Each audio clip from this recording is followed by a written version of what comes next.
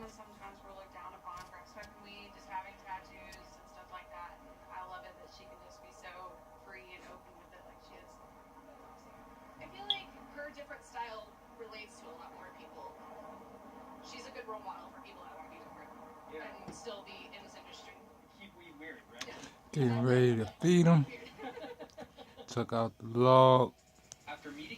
Put it to the side real quick. Little hoses, that's what he run up in.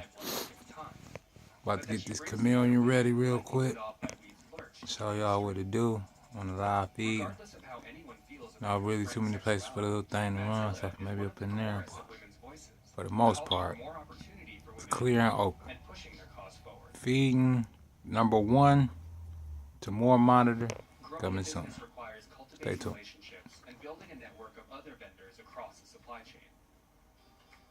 Without strong networks, you risk competitive disadvantage. So I've come to Women Grow, the first of its kind old boys club for women in need. Thank you all so much for coming out for this networking event. We have been able to grow to over 35 cities in just 1 year. And I know Women Grow wouldn't be here right now without the team we've built together. So without further ado, Jasmine Hubb. Thank you. Thank you, Jade. It's such a pleasure to be in front of you.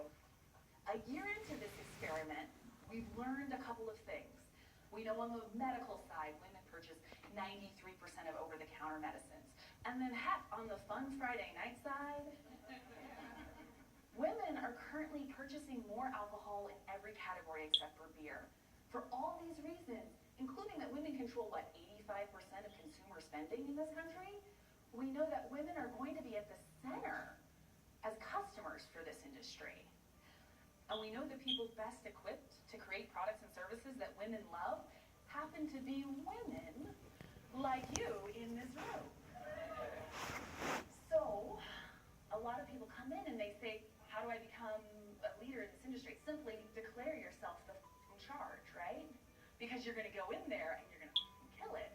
So when they go back to check the record, should she have been CEO? The answer is yes, she should have been. So I want to teach you something that's called sharing your successes. It means what went well. Do I need to have them move the chairs before? Everyone should stand up and pick up the chair you're in and put it against the back wall. Hi, how are you?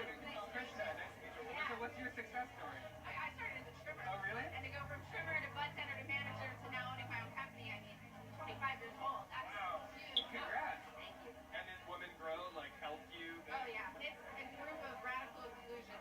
Yeah. Even though it's your first hire, going to pull you right in and say, oh, you never did the cha-cha slide.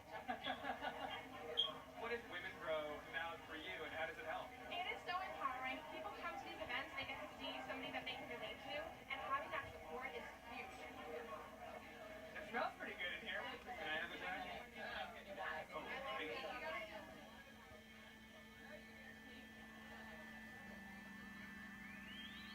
Can you tell me about your background? Have you been working in the cannabis space your whole career, or where did you come from? So I come out of entrepreneurship in tech and retail, and I got into the cannabis industry because of my father.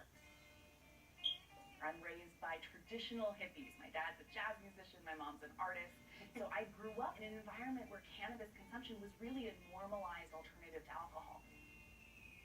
For me, this is about combining my business background with those hippie values. And do you think that the cannabis industry could sort of evolve to become an equal industry for men and women? Absolutely. There's no glass ceiling in this industry. There's no decades of us serving coffee instead of being at the head of the boardroom. So definitely an environment where cannabis could be the first industry not dominated by men in America. And what's the landscape look like now? And I know it's difficult because there aren't a lot of trustworthy numbers out there.